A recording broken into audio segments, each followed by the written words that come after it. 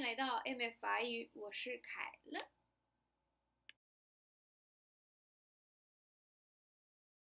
凯乐老师，听说过你很快就要考那个就是译名的面试，对吧？那怎么提高你的成功的机会呢？我来跟你说。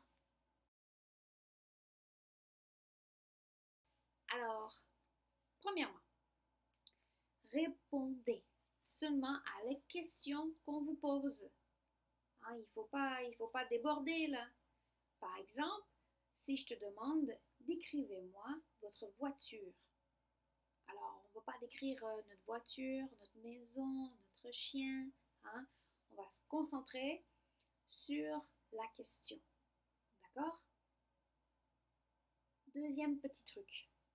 Alors, si l'agent d'immigration euh, vous interrompt lors de votre rencontre, okay? Par exemple, vous essayez de finir votre phrase et on vous dit c'est bon, c'est bon. Alors là, il faut saisir, est-ce que c'est parce que j'ai fait une erreur? Est-ce que c'est parce que je bafouillais, j'essayais de chercher mes mots? Ou bien c'est parce que l'agent est déjà satisfait de ma réponse, donc il me demande d'arrêter. Dans le cas où il est satisfait, si vous voyez qu'il a l'air, oh, c'est bien, il est intéressé à ce que vous dites, alors s'il vous interrompt, alors vous pouvez arrêter.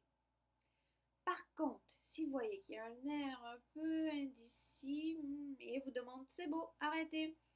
Alors je vous suggère de peut-être vous reprendre, hein, dépêchez-vous à reprendre le bateau comme on dit et essayer de reformuler votre phrase dans une autre façon pour que l'agent vous comprenne très bien.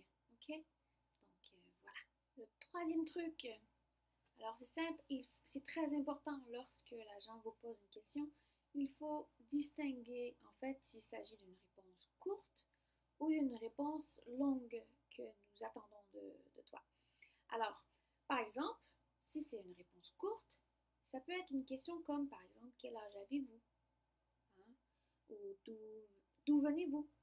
Donc ça c'est une réponse courte. Hein? J'ai 25 ans et je viens de la Chine.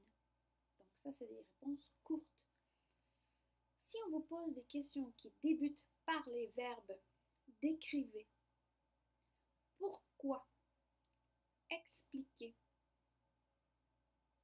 parlez-nous de. Hein, donc tous ces verbes suscitent en fait une réponse longue. Donc à développement, il faut développer une réponse plus approfondie. Hein, par exemple, je vous donne un exemple. Pourquoi aimez-vous l'automne? Donc, expliquez-nous pourquoi vous aimez l'automne. Donc, une réponse longue, si vous dites par exemple, j'aime l'automne. Hum, hum, hum, hum. Donc, ça, c'est une réponse courte. Vous dire une réponse longue. Par exemple, j'adore l'automne parce que lorsque les feuilles changent de couleur, je trouve que c'est joli. Il y a du vert, du jaune, du orange. Et les paysages, ils sont à couper le souffle. Surtout si je vais en voiture dans les régions de campagne ou en montagne, je trouve que c'est extrêmement joli, c'est magnifique. Donc ceci est une réponse longue. Vous saisissez? Le quatrième truc, en fait, n'oubliez pas, hein, il s'agit d'une entrevue. Donc telle qu'une entrevue pour un emploi, parce que vous cherchez du travail, c'est la même chose. Donc gardez en fait une tenue vestimentaire plutôt professionnelle, aussi une attitude professionnelle et restez toujours poli et paisible, un tempérament paisible lors de l'entrevue. Alors le cinquième truc et le dernier truc, c'est simple, soyez vous-même et restez honnête avec vous-même. Dans le sens que si, par exemple, on vous pose une question et vous ne connaissez pas la réponse, n'inventez pas n'importe quoi. Hein. Il faut vraiment, vous pouvez être honnête avec l'agent, lui dire, je suis désolée, mais pour cette question-là, je ne connais pas la réponse. Est-ce que vous pouvez m'en poser une autre? Hein, je serais ravie de vous parler de autre chose. Ou encore, euh, c'est sûr que ce que je vous suggère, c'est de vous préparer pour plein de types de questions. Il faut mieux se préparer pour la bataille, hein, préparer pour plein de questions sur plein de sujets différents que se préparer et se concentrer sur une chose. Il faut être prêt. On peut vous poser n'importe quoi comme question, vous savez. Par exemple, pourquoi vous aimez le Québec? Et où êtes-vous allé à Québec? Et dis-moi, pourquoi tu aimes la musique québécoise? Hmm? Alors maintenant, c'est à toi de préparer. Et si tu as besoin d'aide, alors tu sais,凯乐老师，je suis là。好了，现在我想问你，我刚才讲的内容你听得懂多少呢？有100%吗？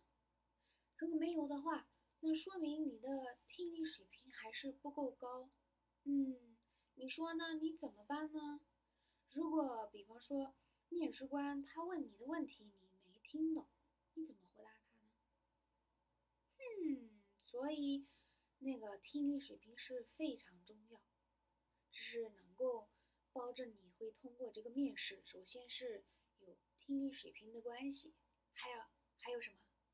口语水平。对啊，比如说他问你一个问题，但是你一想，然后到时候就说不出来，那怎么办呢？或者你准备的一些答案就是语法有错误，或者你的发音也不太地道的，怎么办呢？你说会不会通过呢？那你放心，凯丽老师可以帮你的。对呀，我可以给你补那个发音，也可以帮你提高你的词语的数量，还可以给你修改一下你的答案，就是给那个面试官，感觉到你的法语水平是比较棒的，而且你特别了解魁北克。好了，你说怎么能联系我呢？就加我的微信号，直接联系我。